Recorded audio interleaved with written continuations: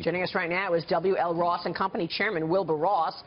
Good to see you, Wilbur. Thank you so much for joining us. Trump criticized the current trade policies. Obviously, you are an international business person. Do you think he was successful last night in laying out a better plan for trade, and what's your take on this? Well, first of all, Hillary laid out no plan for trade.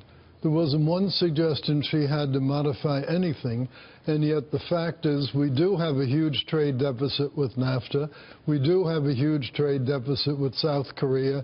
The South Korea deal she negotiated while she was Secretary of State.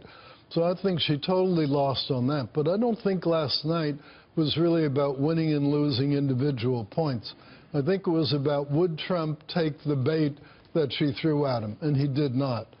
His strategy for the debate was get through the debate, have people not think that there's anything weird or strange or blustering about him, and I think he very well succeeded in that. See, I think he did take the bait because I feel like when they were talking about tax reform, he should have gone through his plan and why 15% corporate tax would move the needle on economic growth. Instead, they launched into a discussion about his taxes.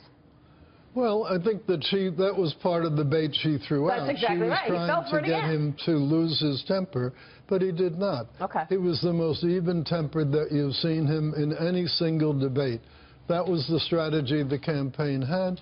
Strategy worked fine. If you were yearning for the bomb-throwing Trump that you saw in some of the early debates, you weren't going to get that. That wasn't the plan. And that was the strategy. Just because he didn't insult her or look angry, he still took the bait. When he was trying to answer the Iraq question, it was this rambling answer that bordered on being incoherent at times. And the longer the debate went on, the worse it got. So he didn't look angry, but he looked flummoxed. Well, I didn't see it that way at all. Okay. I think the people who think everything is okay in the country were never going to vote for Trump anyway. See, that's an important point. His appeal was to the people who don't think everything's all right. That's why I feel like Robert Wolf, yes, maybe, you know, Trump did fall for some bait. I know, Wilbur, you disagree, but I don't think it changed anybody's vote. It was Donald Trump was who we knew he is, and Hillary Clinton was who we know she is. Well, I would say in post-polling, he won the independents and he won the millennials. And we're not challenging the 40 million that are voting for Trump and the 40 million that are voting for Clinton.